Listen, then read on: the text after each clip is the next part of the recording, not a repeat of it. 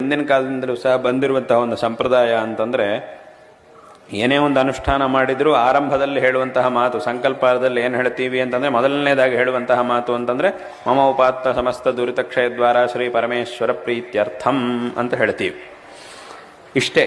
ಅಂದರೆ ಮುಖ್ಯವಾಗಿ ಏನು ಹೇಳಬೇಕಾಗಿದೆಯೋ ಇದು ಎಲ್ಲರಿಗೂ ಸಮಾನವಾಗಿರುತ್ತೆ.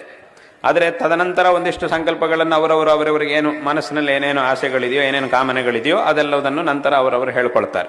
ಒಬ್ಬೊಬ್ಬರಿಗೂ ಒಂದೊಂದು ರೀತಿಯಂತಹ ಕಾಮನ ಮನಸ್ಸಿನಲ್ಲಿರುತ್ತೆ, ಅದಕ್ಕೆ ತಕ್ಕಂತಹದ್ದನ್ನೆಲ್ಲ ನಂತರ ಹೇಳ್ಕೊಳ್ಳೋದು.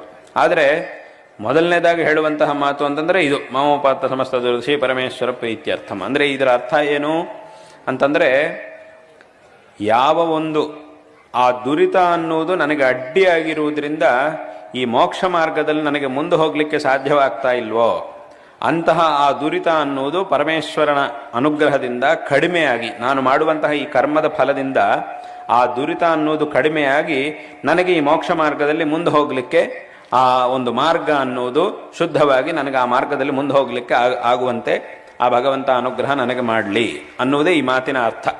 ನಾನು ಯಾವ ಅನುಷ್ಠಾನ, ಯಾವ ಹೋಮವೋ ಅನುಷ್ಠಾನವೋ ಜಪವೋ ಏನು ಮಾಡ್ತಾ ಇದ್ದೀನೋ ಇದರ ಮೂಲಕ ಯಾವೊಂದು ಆ ದುರಿತದ ಮೂಲಕ ಮೋಕ್ಷ ಮಾರ್ಗದಲ್ಲಿ ಹೋಗಲಿಕ್ಕೆ ನನಗೆ ತೊಂದರೆ ಆಗ್ತಾ ಇದೆಯೋ ಅದು ಕ್ಷೀಣವಾಗಿ ಈ ಮಾರ್ಗದಲ್ಲಿ ನನಗೆ ಮುಂದೆ ಹೋಗುವಂತೆ ಒಳ್ಳೆಯ ಅವಕಾಶವು ಪ್ರಾಪ್ತವಾಗಲಿ ಎಂಬುದಾಗಿ ಮೊದಲಿಗೆ ಹೇಳಿ ಯಾವುದಾದ್ರೂ ಒಂದು ಕರ್ಮವನ್ನು ಅನುಷ್ಠಾನ ಮಾಡುವುದು ಅನ್ನೋದು ಹಿಂದಿನ ಕಾಲದಿಂದಲೂ ಸಹ ಬಂದಿರುವಂತಹ ಪದ್ಧತಿ.